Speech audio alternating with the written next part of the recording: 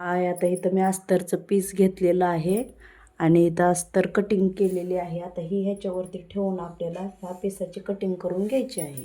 आता ही गळ्याची बाजू आहे, इथं नीट व्यवस्थित ठेवायचं आहे आपल्याला अस्तर, नाहीतर इथं गळा मोठा होऊ शकतो.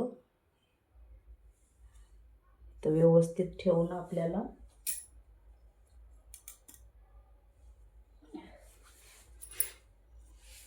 कटाई करून घ्यायची आहे.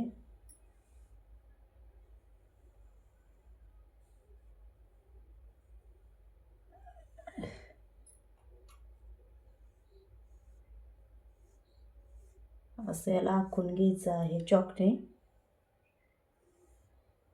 म्हणजे कटिंग व्यवस्थित करता येईल आपल्याला आणि कपडा पण हलणार नाही.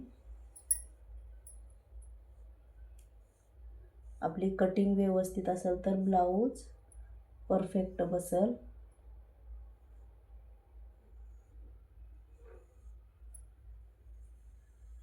तर अशा प्रकारे मी हे आखून घेतलेलं आहे चॉकने. आता आपल्याला हे कटिंग करून घ्यायचे आहे. आता मी इथं दुसरं पार्ट मांडून घेतलेलं आहे. आता हे पण आपल्याला असं चॉकने आखून घ्यायचं आहे. अस्तरचा पीस असल्यामुळे जास्त गडबड करायची नाही, व्यवस्थित कटिंग करून घ्यायची. हे झाले तर आता मी साईडला काढून ठेवते.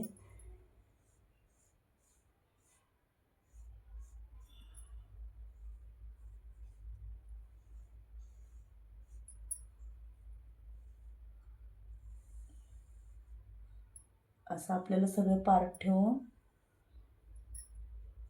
आखून घ्यायचं आहे चॉकने आणि नंतर आपल्याला कटिंग करून घ्यायची आहे.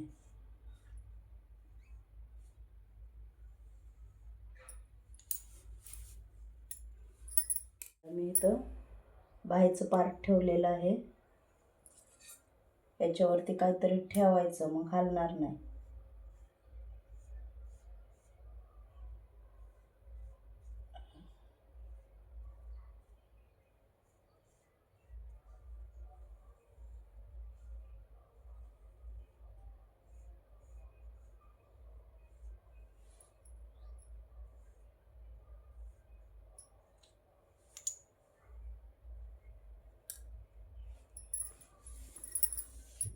आता मी इथं कटोरी ठेवणार आहे. कटोरी अशी ठेवायची नाही आपल्याला,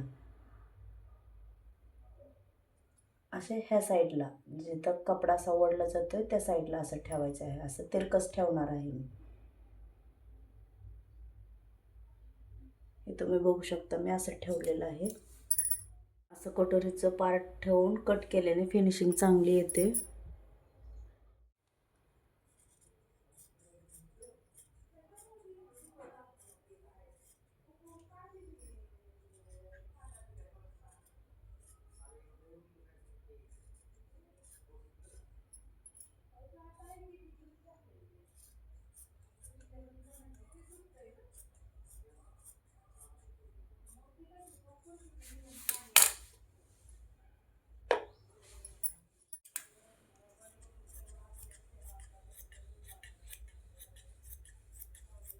आता आपण ही प्रेशर पट्टी कटिंग करून घेतलेली आहे.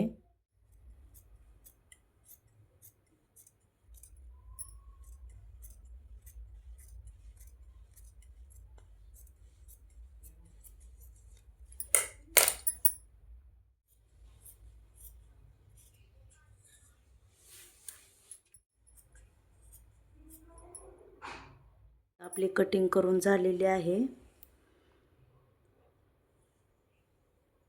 तर आता आपल्याला शिवताना ही सोपं जाईल. ही आतील बाजू आहे म्हणून हे असे टिक केलेले आहे मी. माझा व्हिडिओ आवडल्यास लाईक करा, सबस्क्राईब करा आणि बेल लाईक बटन दाबायला विसरू नका. Bye bye.